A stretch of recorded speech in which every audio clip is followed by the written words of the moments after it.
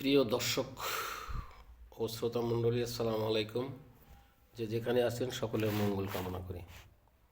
আমি একটা জিনিস বলতে বাধ্য হলাম যে এই দেশের মানুষ স্বার্থবাদী, স্বার্থ ছাড়া কিছু বোঝে না। ইলেকশনে যেতেই হবে, ভোট নিতেই হবে, দেশের টাকা লুট করতেই হবে।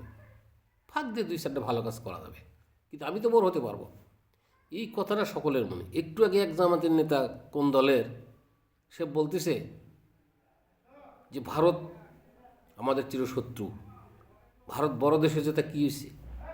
ভারতের লোক এখনও পায়খানা করে রাস্তায়। আর কাতারের মতো ছোটো দেশ ভারতকে গণনা করে না। বিশ্বের সব মুসলিম দেশ আমাদের সাথে আছে, ডিজিটাল দেশ, আমরা এখন তাকে মান্য করব?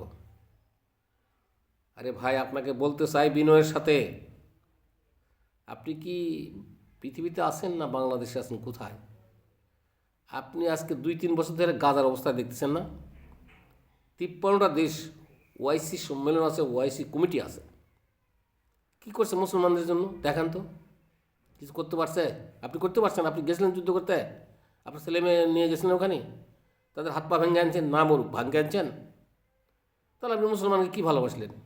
হ্যাঁ, আপনি বলছেন এই দেশে মুসলমান সংখ্যাগরিষ্ঠ বেশি। আরে ভাই, বেশি তো বুঝলাম, এই 30 কোটি লোক, বাংলাদেশে 20 কোটি লোক যায়, আর ভারতের যদি 130 কোটির মধ্যে শুধু 30 কোটি লোক আসে ঢোকে লাঠি ছাড়া, আপনি পারবেন তাদের সাথে? এগুলো ফালতু কথাবার্তা বলেন কেন ভোট নেওয়ার জন্য? হ্যাঁ, পৃথিবীতে কত দেশে মুসলমান নির্যাতিত, কী করতেছে? ট্রাম্প আর নেতানিয়াহু কী করতেছে দেখতেছেন? তাদের ঠেকান না কেন? যান নেতানিয়াহুর একটা ঠ্যাং কাটে নিয়ে আসেন। খালি ভোট নেবেন কেমন করে? হ্যাঁ, আর ইসলামিকের বিভিন্ন রেফারেন্স দিয়া মানুষকে ভুলভাল বুঝাইবেন না। এগুলো বাদ দেন ভাই, দেশটাকে শান্তিতে রাখেন। আপনার বাড়ির পাশে আপনার বড় ভাই আছে না? আপনি বড় ভাই মাঝে মাঝে দুসরে গালি দেয় না বিশেষ কোনো কারণে, তাই বলে বড় ভাইকে ধরে পিটাইবেন? ভারত হলো আমাদের পাশের দেশ, বড় ভাইয়ের মতো দেশ। হ্যাঁ, ভুল ত্রুটি থাকতেই পারে, আমরা বলবো ভাই এটা হয়েছে, এই ভুলটা সংশোধন, এটা করিন না, এই তো এইভাবে সমাধান হবে। আপনার চারপাশে যে জায়গা আছে বাইরে, অন্য লোকের জায়গা না, ওর উপর দিয়ে আপনি যাচ্ছেন না কেন? যাচ্ছেন, যাই না, ধরে পিটেন নাই, মারেন না, জায়গাটা কাড়ি নেন, পারেন না কেন? হ্যাঁ, সব কথা শেষ কথা যে আপনার ক্ষমতায় যাবেন, দেশটাই লুটে বেটে খাইবেন, শাসন করবেন, আর বিগত সরকার যদি অপরাধ করে থাকে সেগুলো ধরবেন। আরে ভাই, বিগত সরকার কোনটা আর আগামী সরকার কোনটা? হ্যাঁ, এই বিএনপি আর আপনার জামাত, আপনারা অন্যায় করেন নাই, করতেছেন না? আপনার সঙ্গে মানুষ মানে আপনার সঙ্গে বোম ফুটাইছেন না? হ্যাঁ, জনগণের গাড়ি ঘোড়া সবচেয়ে বেশি পুড়ে ফেলাইছেন আমরা,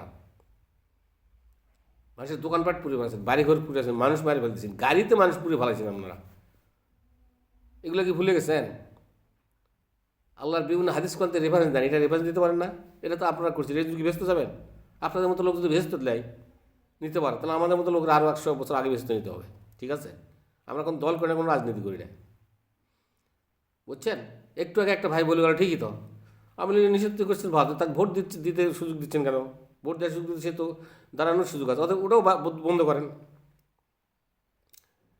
আপনারা যে কত খারাপ এই 3টা দল, বুঝছেন? এই 3 দলের শাসন মানুষের দেখছে। এই এরশাদের আমলে 82 সাল থেকে শুরু করে 90 সালের মধ্যে দেশে যে সমস্ত জিনিসপত্র সস্তা ছিল, তাই না? ওই সস্তাগুলো এখন খাওয়ান না কেন ভাই? তখন তো রেফারেন্স দেয় সব দাম বাইরে গেছে, সব দাম বাইরে গেছে, এসব সব খাইলে মাইলে গণতন্ত্র কারি নিয়েছে। গণতন্ত্র তো কারি নিয়েছেন ভাই 35 বছর হলো। 35 বছরে কি 35 বার পাল্টান পারছেন দেশের অবস্থা? এখন 100 গুণ জিনিস মানুষকে খাওয়াইতেছেন। হ্যাঁ, কত দাম! একটা বিল্ডিং করতে গেলে কত টাকা লাগতেছে, মিস্ত্রি খরচ কত লাগতেছে, গাড়ির তেল কিনলে 5-5 টাকা লাগে ঢাকা থেকে নর্থ বেঙ্গল যাইতে আসতে। হ্যাঁ, এগুলো ভুলে গেছেন? সারা দেশে বিপ্লব করছে ইরশাদ সাহেব, ইরি ফসল শ্যালো মেশিন, পাওয়ার টিলার বিনা ডিউটিতে নিয়ে আসছে, যা মানুষ বাঁচুক, মানুষ বাঁচবে, 68,000 গ্রাম বাঁচলে বাংলাদেশ বাঁচবে। এই কথা আমরা কইছি আজ পর্যন্ত? একবারও করেনি। এই যে দল যারা আছেন, আপনারা যে তার কাছে কারে নেন, ভাঙ্গি চূড়া রাস্তাঘাট মানুষকে মাইরা, আপনি একবার কইছেন যে 68,000 গ্রাম বাঁচলে বাংলাদেশ বাঁচবে? এটা কইছেন? একবার তো করেনি। খালি নিজের এলাকায় কেমনি বাঁচবে সেই চিন্তা করছেন, ক্ষমতার যাবেন না। এগুলো ভুলভাল বোঝা ছাড়েন ভাই, বুঝছেন? এর সাথে আমার তো চাউল ছিল 15 টাকা 20 টাকা, গরু মাংস 50 টাকা 60 টাকা, ইলিশ মাছ 30 টাকা 40 টাকা, সিমেন্টের ব্যাগ 80 টাকা 90 টাকা, রড ছিল 5,000 টাকা স্টোন, ইট ছিল 500-700 টাকা হাজার। তো এখন নাই কেন ভাই? এখন মানুষকে দেয় না কেন, খাওয়ান না কেন? ওই জন্য তো কারে নিয়েছিলেন, বুঝছেন? আপনারা পিসের কথা ভুলে যান, ঠিক আছে?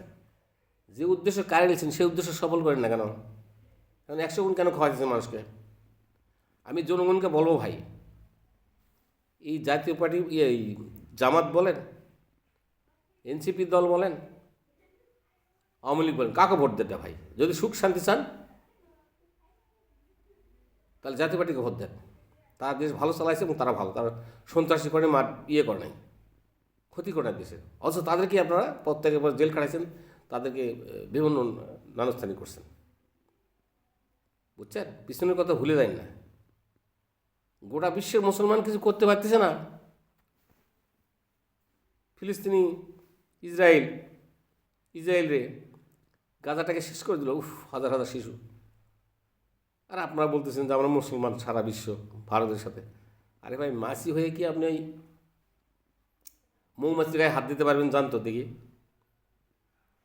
ফাজলামের কথা বলেন না, আসল উদ্দেশ্যটা বলেন, আসল রূপটা চেঞ্জ করেন। যে বলেন যে ভাই আমরা ভোট চাই, আমরা ক্ষমতা যেতে চাই, আমাদের ইচ্ছা মতো দেশ চালাবো, দেশে ক্ষতি করবো, দেশে টাকা মেরে খাবো, সব করবো, এটা কোন বিকুপ কোথাকার? ভালো হয়ে যান ভাই, দেশের মানুষের ভালো চান, মঙ্গল চান, ভোটটা হইতে দেন, ইলেকশনটা হোক। তো সকলে ভাই লাইক দেন, শেয়ার করেন, যে যেখানে সকলে মঙ্গল কামনা করি, মানুষ দেখুক শুনুক। খুদা হাফেজ।